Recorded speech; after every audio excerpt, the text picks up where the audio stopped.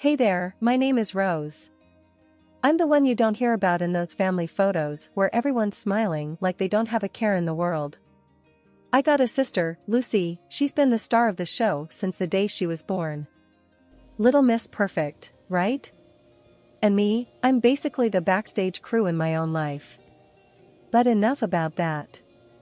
So, let me paint you a picture. It's the morning of my 10th birthday.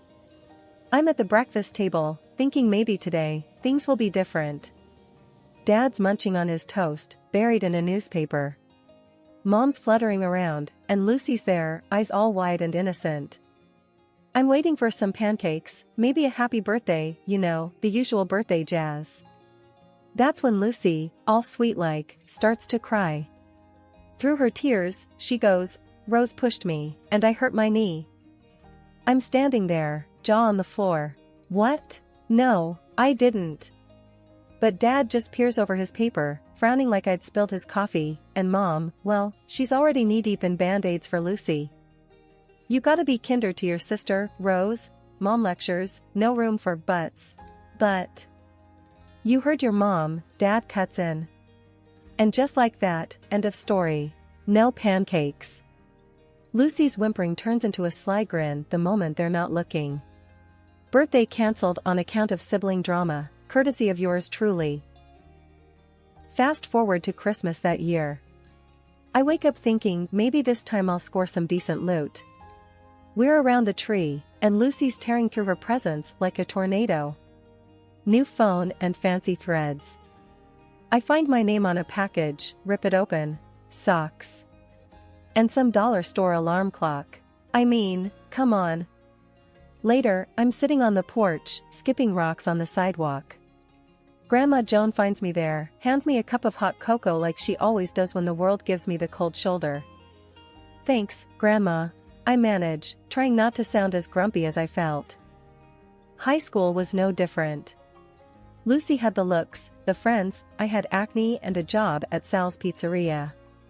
Worked my tail off, got those grades, and I'm thinking, this is gonna be my ticket out, right? There's this one night, senior year, college brochures spread out on the kitchen table like a bad hand of cards. Dad's fixing the sink, Mom's doing her Sudoku, and I'm about to lay my cards down, tell them about the colleges wanting to throw scholarships my way.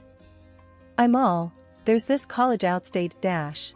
Money's tight, Rose," Dad says straight off, not even looking up. "We're looking at community options." I shoot a look at Mom for some backup. She doesn't look up from her puzzle. "We're saving for your sister's college fund." That's when Grandma Joan steps in, real quiet.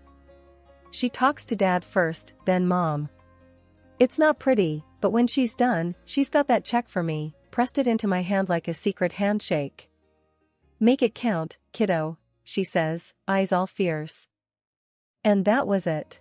That check was my golden ticket, my ride far away from socks, alarm clocks, and Lucy's messes. Out of the circus, just like Joan said. As soon as my feet hit the campus of that outstate college, it was like I could finally breathe. No more Lucy, no more comparisons, no more feeling like an afterthought. I was my own person here, and that was all kinds of liberating. So yeah, I dug into those law books like they were the only things keeping me grounded. I was at the library more than I was at my own dorm room. Came to know every coffee stain on those tables like they were my personal constellation of caffeine. But it wasn't all smooth sailing. Money was tight. I remember this one time at the campus grocery store, counting coins from my pocket for a week's worth of ramen. The cashier was tapping her nails, looking bored out of her mind. "You gonna pay or what?" she drawled, popping her gum. I was a dime short. A freaking dime. "Hold on," I mumbled, searching my pockets for a coin that wasn't there. That's when this guy behind me sighed loudly and threw a quarter on the counter. "Here, keep the change," he grunted. Embarrassing? Yeah, you bet. But it was also the day I met Mike, who turned out to be a fellow law student and a bit of a smartass. A friend, something I hadn't had a lot of. In the grind between classes and part-time jobs, Mike and I stuck together. He was as plain-spoken as they come, didn't have patience for show-offs or slackers. Wasn't the type to sugarcoat feedback on my mock trial performances either. "You gotta stop sounding like you're asking permission to be fierce," he'd say. "You know this stuff, Rose. Act like it." And I took that to heart. By the time I was sitting for the bar exam, I felt like I was carving my own path, laying down the law, you know? I wasn't Rose, Lucy's sister. I was just Rose, soon to be Rose, ESQ. At the firm, things were different. I had to prove myself again, but this time it was on my own terms. The partners, they were a mixed bag, some welcoming, some wary of the new blood. I remember being cornered by one of the senior partners, Bill, during my first week. "So, you're Joan's granddaughter," he stated more than asked, eyebrows up like he discovered gold. "Yeah, how'd you know?" I was wary, keeping my answers short and my guard up. Bill chuckled. "Joan and I fought in the same trenches once. She mailed me your resume. Said you had grit." I'd have groaned if it didn't feel like a small victory. Grandma Joan, still my one-woman fan club. In that firm, I made it known I wasn't there to ride anyone's coattails. I worked cases like they were puzzles only I could solve.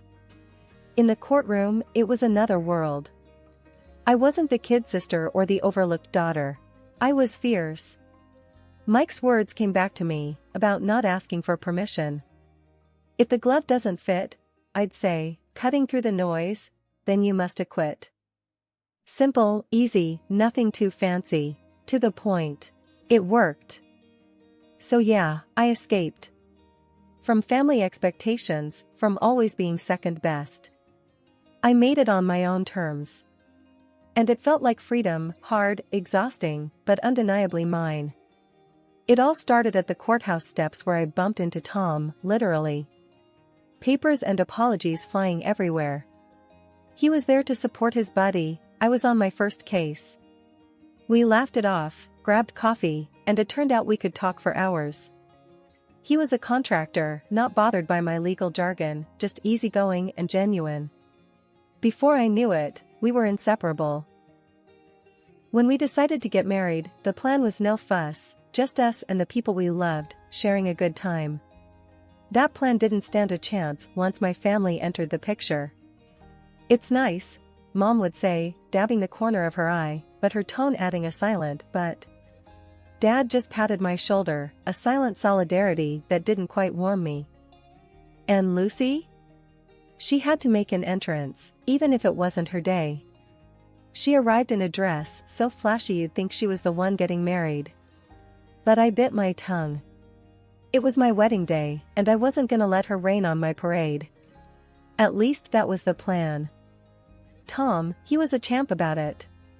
Meeting my sister, he just gave me that look. Wow, she doesn't hold back, does she? I wanted to bury my head in my bouquet. You have no idea. The guests started piling in, and for a moment, it looked like it might actually be a good day. That's when Lucy decided she wasn't getting enough attention. "You're just going to ignore me?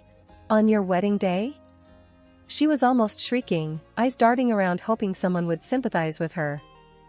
I took a deep breath, counted to 5 in my head. I was done being the peacemaker. "Lucy, not today. Please." She huffed, tossing her hair. "Whatever. I give it a year anyway." Mom shot me a warning glance, like it was my job to fix it. As usual. But something in me snapped. This was my day. Mine and Tom's. I wasn't going to let Lucy or anyone else mess with that. "Get out," I repeated, and my voice didn't even shake. Lucy looked at me with wide eyes, kind of like she did when we were kids and I'd finally stand up to her nonsense. "What did you just say?" "I'm done with your drama. This is my wedding, and you're not gonna spoil it." She sputtered, red in the face now. "But I'm family." "So? Family doesn't pull this kind of crap, Lucy. Not today. Not at my wedding." Mom tried to intervene. "Rose, don't do this, she's just..." I cut her off. "No, Mom. Enough is enough." Lucy's face was a storm cloud, and she looked ready to argue. But this time she didn't. Maybe it was the way I stood, maybe it was Tom's hand in mine, or maybe it was the crowd of guests watching the drama unfold. For once, Lucy didn't have a comeback. She just turned and strutted out, heels clicking against the pavement like a judge banging a gavel. The rest of the day went by in a blur. I said, I do, we kissed, and I've never felt so much like I was exactly where I was supposed to be. Not Lucy's shadow, not my parents' second choice, but Rose. Just Rose. And that was more than enough. Okay, so get this, a month in, post-wedding drama, and Lucy pulls a Houdini. Total ghost town where she used to be, right? Scoots out of town leaving behind nothing but a crummy note. And guess who's the villain in her sob story? Yup, yours truly. Turns out her exit strategy includes playing the blame game, and I'm it. Her note? Classic Lucy, painting her runaway act with a bunch of bull about how I've done her wrong. Like she's the fragile flower and I'm the big bad wolf. At the next family dinner, the air's so thick with tension you could cut it with a knife. Mom's at the head of the table, flinging accusatory glances my way like she's dealing cards at a high-stakes poker game. Rose, how could you let it come to this? She starts, and I can feel the showdown brewing. Dunno, Mom. Maybe 'cause I ain't the warden in Lucy's personal prison, I shoot back. I'm not in the mood for a guilt trip, that's for sure. Dad chimes in, voice laced with that don't rock the boat tone. Your sister thinks you never gave her a break. That's serious. Are you kidding me? I can feel my temper flaring, words hot on my tongue. After everything, you're gonna take her side? Based on what, a damn piece of paper? That's when Granny, sweet Granny, who always had my back, pipes up with a voice like thunder. Rose. Your sister's out there alone, scared, and it's your doing. You too, Granny? I couldn't believe my ears. Since when do you buy this load of crap? Her eyes got all misty. Your ways pushed her to it, Rose. You're not innocent. That was a gut punch. I've been looking out for her since diapers, and this is the thanks I get? The old lady was on a roll though. No excuses, girl. You've got a heart, use it. The whole clash was absurd. There we were, a family tearing into each other over Lucy's concocted tale. Even Granny, who'd never once doubted me, was singing a different tune, and boy, did it sting. I stormed out of there, the room thick with unsaid things. Granny's betrayal cut deep, but what cut deeper was knowing I'd stood up for myself. I was done being anybody's villain, especially not in Lucy's crafty escape act. If they wanted to believe her over me, that was on them. Tom's been acting off, real off. All those late nights at the office, trips out of town every other week, big projects he can't talk about. Yeah, right. Man's as subtle as a brick through a window.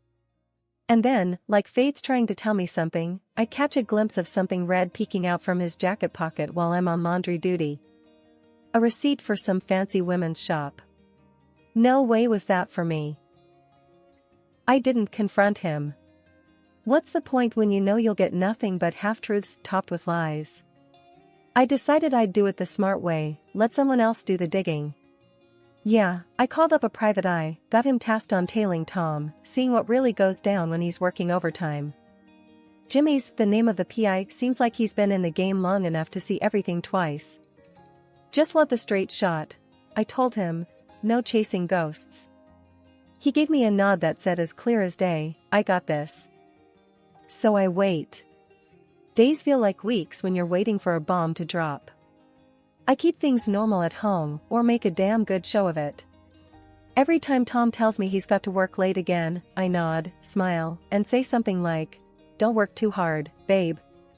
One night, he said it again, gotta finish up some things at the office, you know how it is. I shrug, playing it cool on the outside, but inside, my mind's racing. Sure, Tom. Don't forget to eat something. Wouldn't want you wasting away. He gives me a peck on the cheek and he's out the door, and I'm left feeling like I'm on some warped episode of a TV show where the wife's the last to know. I try focusing on a book, some cooking show, but who am I kidding? My head's not in it. Instead, I'm thinking about that receipt. That damn piece of paper that feels like it's burning a hole through the fabric of our little suburban life. Finally, I get a text. Not from Tom, but from Jimmy. My stomach drops when I see his name flash up on my phone. I don't open it. Not yet. Can't bring myself to. Whatever's in that message, it's gonna turn my world upside down. Instead, I pour myself a glass of wine, let the cool liquid settle my nerves. They say ignorance is bliss, but I passed that exit miles back. I have to look. I pick up the phone, thumb hovering over the screen, and then I press. But Jimmy's text isn't the full picture. It's just to say he's on the case, got some leads. We'll know more soon, he writes. That's it, then. No turning back now. Tom's little secrets are on borrowed time, and when the truth comes out, I'll be ready. There's something liberating about it, knowing that I'm no longer in the dark, playing the doting wife, smiling while something rotten's eating away at my marriage.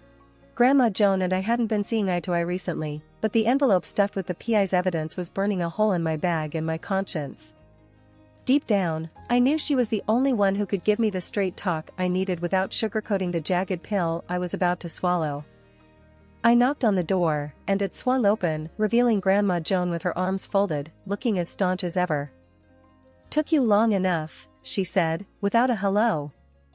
I let out a breath that I had been holding in longer than I realized. "Yeah, well, I'm here now." We sat down at the kitchen table, the same one we'd shared more Sunday dinners at than I could count. But today, it wasn't a warm roast that lay between us, but a file filled with photos and texts. "I've got something to say," I started, but she cut me off with a sharp wave of her hand. "Save it," she said. "I can guess why you're here, and I don't need an apology." I narrowed my eyes, ready for a quarrel, but her face softened. "What's done is done. Let's just hear what you've got." So, I spilled it, all of it. The late nights Tom pulled, the lies that didn't add up. "Do you have proof?" she asked, eyes piercing through me like she could see the answers scribbled across my heart. "It's all here," I said, tapping the envelope. She reached out and I handed it over, but she didn't open it. Instead, she looked me straight in the eyes. "You know this doesn't change anything between us, right? Family is family." That's when it hit me. Whatever had come between us, whatever words we'd exchanged that we couldn't take back, none of it mattered now. Not with this storm on the horizon. "You're right," I answered. "It doesn't change a thing. I still need you, Grandma." "Good," she grinned, but there was a seriousness in her eyes that wasn't usually there. "Because I need you too.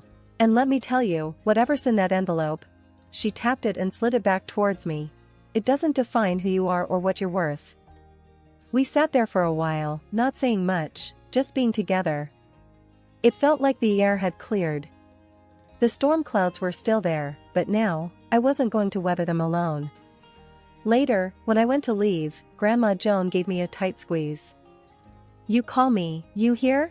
Day or night. We'll figure this out." I pulled back and looked at her. "I will. And thanks, Grandma, for everything." As I walked away, the envelope heavy in my bag, I felt lighter somehow. My steps were more certain, my spine straighter. Whatever Tom was up to, whatever the PI had uncovered, I was ready to face it. With my grandma at my back, I felt like I could face just about anything. A month had whipped by and there we were, gathered in the stiff parlor of Grandma's house, me, Mom, Dad, and my husband, Tom. An odd quiet hung in the air as the lawyer got ready to dish out the details of the will. Just the family scene you'd expect, except for the empty spot where Grandma used to be. And then, like out of some crappy soap opera, in prances my sister, Lucy, all dolled up and smirking like she's just won the jackpot on a scratch card. Mom and Dad, tears in their eyes, fuss over her like she's just returned from war, not the two-bit runaway act she'd pulled. I stayed put, my hands clenched into fists under the table.